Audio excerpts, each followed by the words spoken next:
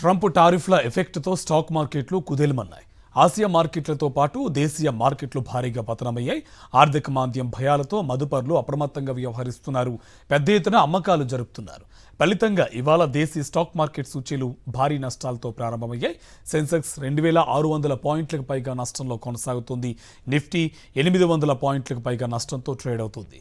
2020 మార్చి తర్వాత నిఫ్టీ ఇంతలా పతనమవడం ఇదే తొలిసారని నిపుణులు చెప్తున్నారు. దేశీయ స్టాక్ మార్కెట్ సూచీలు భారీ నష్టాల్లో ప్రారంభమయ్యాయి. ట్రంప్ టారిఫ్ ఎఫెక్ట్తో ఇవాళ సూచీలు భారీగా పతనమయ్యాయి. అమెరికా అధ్యక్షుడు ట్రంప్ ప్రకటించిన టారిఫ్లతో అంతర్జాతీయంగా వాణిజ్య యుద్ధ భయోందోళనలు పెరిగి మార్కెట్ సెంటిమెంట్ ప్రతికూలంగా ఉంది. ఈ వారం కూడా ఆ ప్రభావం మార్కెట్లపై తీవ్రంగానే పడింది. దాంతో ప్రీ ట్రేడింగ్లో సెన్సెక్స్ 4000 పాయింట్ల వరకు పడిపోయింది. ఇప్పటికే ఏషియా మార్కెట్లు భారీ నష్టాలతో మొదలయ్యాయి. 2008 తర్వాత ఏషియా మార్కెట్లు ఈ స్థాయి నష్టాలను చవిచూస్తున్నాయి. జపాన్ నిక్కీ ఒక దశలో 8% వరకు పతనమైంది. ప్రస్తుతం 6% నష్టంతో ట్రేడ్ అవుతుంది. తైవాన్ సూచీ 9.61%, దక్షిణ కొరియా కోస్పీ 4.14%, చైనా షాంఘై సూచీ 6.5%, ఆస్ట్రేలియా ఏఎస్ఎక్స్ సూచీ 3.82% మేర నష్టాల్లో ఉన్నాయి. అటు అమెరికా ఫ్యూచర్ స్టాక్స్ కూడా నష్టాల్లో ఉన్నాయి. డోజోన్స్ 2.2% కుంగింది. దీంతో సోమవారం నాటి ట్రేడింగ్లో అగ్రరాజ్య మార్కెట్లు భారీగా పతనమయ్యే అవకాశాలు ఉన్నాయి. ఇక భారత్ గిఫ్ట్ నిఫ్టీ 900 పాయింట్లకు పైగా దిగజారింది. దీంతో అంచనాకు తగ్గట్టే నేటి ప్రారంభ ట్రేడింగ్లో దేశీయ స్టాక్ మార్కెట్లు భారీగా కుంగాయి. సెన్సెక్స్ 3.5% పైగా నష్టపోయింది. 2020 తర్వాత నిఫ్టీకి ఇదే అతి భారీ పతనం. ఇక నిఫ్టీలో నమోదిత కంపెనీల మార్కెట్ విలువ ఏకంగా 20 లక్షల కోట్ల రూపాయల మేర ఆవిరైపోయింది. మనతో పాటుగా స్టాక్ మార్కెట్ అనలిస్ట్ గీతానంద్ మనకు అందుబాటులో ఉన్నారు. గీతానంద్ గారు నమస్తే అండి. హలో గీతానంద్ గారు నమస్తే. ఇప్పుడు మన ఏషియా మార్కెట్లతో పాటుగా అగ్రరాజ్యంలో కూడా చాలా వరకు మార్కెట్లు డౌన్ అయిన పరిస్థితి కనిపిస్తుంది. నిఫ్టీ కూడా చాలా స్థాయిలో పతనమైపోయిన పరిస్థితి. మెయిన్ ఏంటండి కారణం? ఒక అమెరికాలో ఉన్న టారిఫ్ల ప్రభావం అనుకోవచ్చు, ఇంకేమైనా రీజన్స్ ఉన్నాయా? అమెరికా చైనా మధ్య ముదిరినటువంటి టారిఫ్ల వివాదం. అమెరికా వేసినటువంటి టారిఫ్లకి ప్రతిగా చైనా వేసినటువంటి టారిఫ్లు మార్కెట్ మీద నెగటివ్ ఇంపాక్ట్ చూపించాయని చెప్పొచ్చు. ఆల్రెడీ యుఎస్ మార్కెట్ లో పతనం ఏదైతే ఉందో, యుఎస్ ఫ్యూచర్స్ పతనం ఏదైతే ఉందో అది గ్లోబల్ సెంటిమెంట్ అని దెబ్బతీసింది. ఆ గ్లోబల్ క్యూస్ ను ఫాలో అవుతూ మార్చి 2020 తర్వాత ఓపెనింగ్ లోనే ఇంత పెద్ద నెగటివ్ డేగా నమోదు కావడం అనేది ఈరోజు మనం చూస్తూ ఉన్నాం. అయితే కొంత లాసెస్ ట్రిమ్ అయ్యాయి. ప్రస్తుతానికి నిఫ్టీ 22,000 స్థాయికి అటు ఇటుగా ట్రేడ్ అవుతుంది. 22,000 స్థాయి దగ్గర మద్దతు తీసుకోవడానికి ప్రయత్నిస్తూ ఉంది.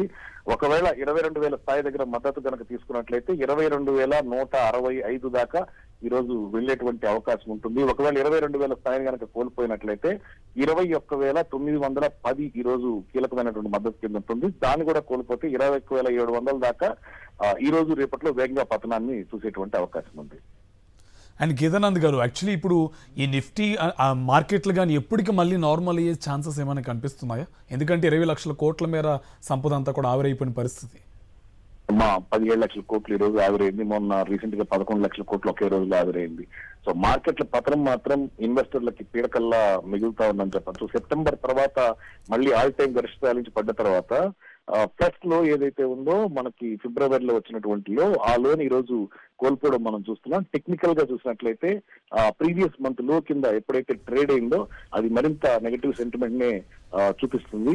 అయితే పరిస్థితుల్లో ఏదైనా ఈ వారం 10 రోజుల్లో చర్చలు జరిగి టారిఫ్ విషయంలో రెండు దేశాల మామూలుగా ప్రపంచంలో ఉన్న దేశాల మధ్య ఏదైనా ఒక అవగాహన అమెరికాతో కనుక కుదిరితేనే మార్కెట్ తిరిగి పుంజుకునేటువంటి అవకాశం ఉంటుంది.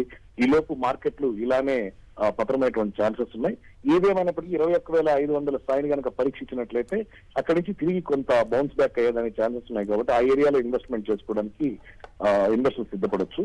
ఈ రోజు అయితే మాత్రం 22,165 దాటనంత వరకు సెల్ అండ్ రైజ్ మోడ్ లోనే మార్కెట్ ఉంటుంది. అండ్ గీతానంద్ గారు, 2020 తర్వాత నిఫ్టీ ఈ స్థాయిలో పతనం అవడం ఐ థింక్ ఇదే ఫస్ట్ టైం అనుకోవచ్చు. సో గతంలో ఎప్పుడైనా ఇట్లాంటి సిచ్యువేషన్స్ వచ్చాయా? ఉన్నాయండి. బ్లాక్ మండేస్ అనేటివి జనరల్ గా జరుగుతూ ఉంటాయి మార్కెట్. ఎందుకంటే మనకు సాటర్డే సండే హాలిడే ఉంటుంది. ఫ్రైడే నైట్ వరల్డ్ ఈవెంట్స్ ఏవైతే ఉంటాయో ఫ్రైడే సాటర్డే సండే జరిగినటివి అవి మార్కెట్ ఓపెనింగ్ లో మండే రోజు మార్కెట్ మీద ప్రతికూలంగానే సానుకూల ప్రభావాలు కానీ చూపుతూ ఉంటాయి.